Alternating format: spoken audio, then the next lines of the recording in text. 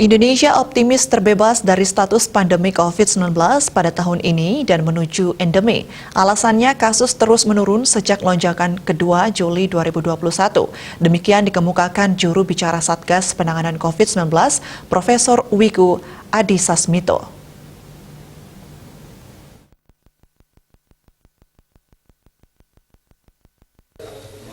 Ia juga menyebutkan Indonesia berhasil mempertahankan penurunan kasus ini di tengah melonjaknya kasus dunia dan tantangan varian baru yaitu Omikron. Namun ia mengatakan libur akhir tahun masih berpotensi meningkatkan jumlah kasus jika melihat pola dari libur panjang sebelumnya seperti Idul Fitri 2021. Rinciannya pada November 2020, Januari 2021, kasus positif konsisten mengalami kenaikan signifikan hingga mencapai puncak pertama. Bahkan penambahan kasus minggu pertama tahun 2021 mencapai 52.694 kasus. Jumlah ini dikontribusikan oleh 5 provinsi yang menyumbangkan kasus positif tertinggi, yaitu DKI Jakarta, Jawa Barat, Jawa Tengah, Jawa Timur, dan Sulawesi Selatan.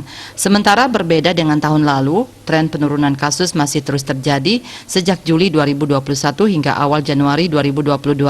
Bahkan penambahan kasus pada minggu pertama Januari 2022 hanya sebesar 1.409 kasus. Ini jauh lebih sedikit dibanding awal tahun lalu yang mencapai 52.000 kasus. Pada awal tahun ini juga terjadi pergeseran provinsi, penyumbang penambahan kasus terbesar yang tidak lagi didominasi provinsi di wilayah Pulau Jawa. 5 penyumbang kasus teratas tahun ini adalah DKI Jakarta, Kepulauan Riau, Jawa Barat, Papua Barat, dan Jawa Timur. Saat ini kita telah memasuki tahun yang baru, yaitu tahun 2022.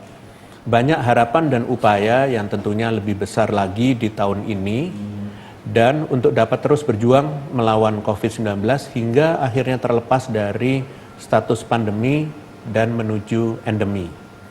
Biasanya tantangan kita memasuki periode libur panjang adalah kenaikan kasus.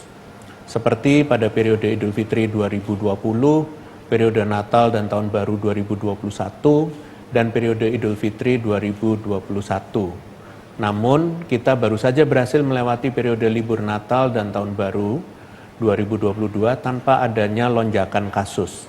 Bahkan, kita berhasil mempertahankan penurunan kasus ini di tengah melonjaknya kasus dunia dan tantangan varian baru yaitu Omikron.